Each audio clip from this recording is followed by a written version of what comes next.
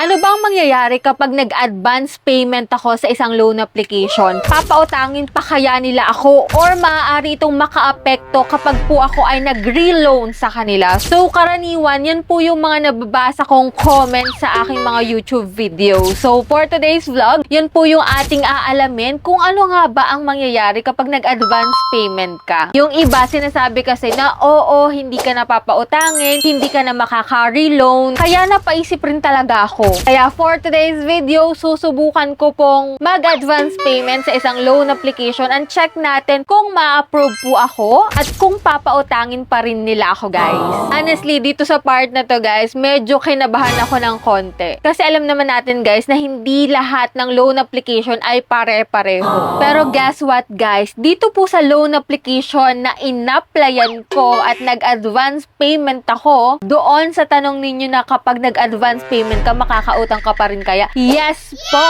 Yes na yes ang sagot doon sa loan application na sinubukan kong mag-advance payment. And this time nga, guys, so isi-share ko po sa inyo yung aking pag-utang sa kanyang muli. So paano ba naka-apekto yung pag-advance payment ko? Lumaki kaya yung credit limit ko o mas bumaba? So dito, guys, sa video na to, alamin ninyo kung anong loan application yung kahit nag-advance payment ka na is papautangin ka pa rin. So before ko ipagpatuloy itong vlog ko, syempre kung hindi ka pa po dyan nakasubscribe at gusto mo ng gantong videos, don't forget to click the subscribe button, turn on the notification bell and be updated sa aking mga latest uploads kasi po, every video na ina-upload ko, kumukuha po ako ng dalawang mananalo sa aking pa-daily Gcash giveaway winner. Ayan. At ang unang lucky winner natin, ayan. Congratulations sa'yo kaagad. I-claim mo na agad yung prize mo sa aking Gmail account. Mag-PM ka na po doon. And for those na hindi pa nananalo na ako, tuloy-tuloy pa rin po, don't forget to like this video, mag-iwan ng comment dyan sa comment section at please share this video para mas maraming makapanood at mas maraming makasali sa ating pa-monthly cellphone giveaway. Malapit na naman po yung ating last Monday of the month, kaya stay connected, stay active lang. And this time nga po, kung interesado kayo na malaman kung ano yung loan application na kahit nag-advance payment ka is makakautang ka pa rin, so keep on watching.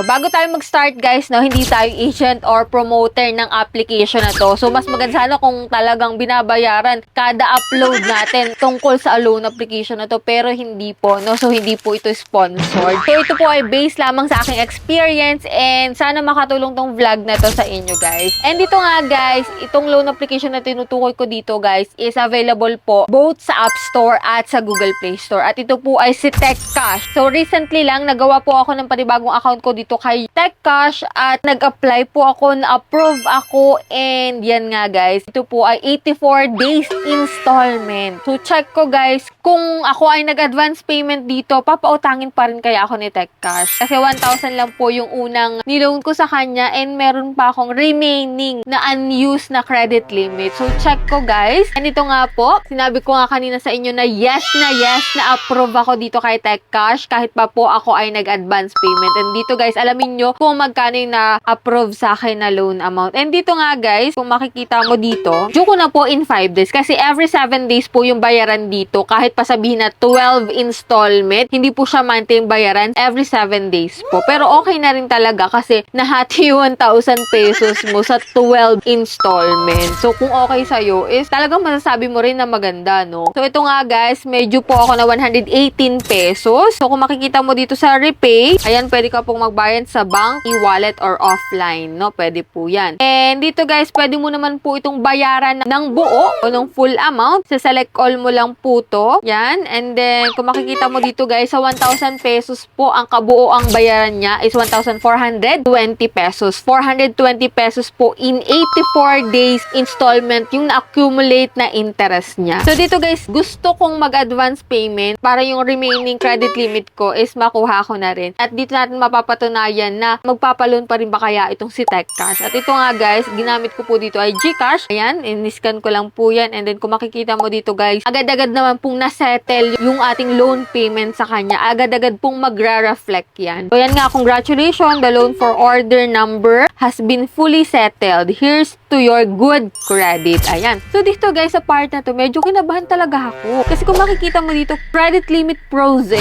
Na-froze po yung aking credit limit. So, sabi dito, your account currently has unsettled bills or has not passed the risk assessment. So, dito guys, parang nawalan na ako ng pag-asa sa part na to na, oy, hindi pala pwede. Ay, hindi pala siya nagpapautang kahit mag-advance payment ka. So, chinek ko guys, no? Pero, nung in-exit ko po tong application na to, nung ni-refresh ko siya, so, ito yung lumabas. Come and claim your exclusive loan. So, meron po akong 3,000 na credit limit. So, pwede ko na po yung i-borrow now. So, kala ko talaga na froze na agad yung credit limit ko. Pero, hindi po pala. I-refresh nyo lang po. If ever na lumabas yun, guys, yung na-froze yung account nyo, i-refresh nyo lang po, exit nyo lang. Then, yan, ito nga. Yun yung ginawa ko. And then, yan, nakautang po ulit ako dito kay TechCash. At, kinil ko po kaagad yung 3,000 pesos. At sa every 7 days po, 355 pesos po yung aking babayaran. So, dito guys, yan 355 pesos in 12 installment, which is 84 days nga po. And after nun, click ko itong face recognition. And then yan, good news, your loan application is being reviewed. And after nun guys, ito, congratulations, your loan has been approved and is now in the disbursement process. O diba, approve ka agad-agad. Wala pang,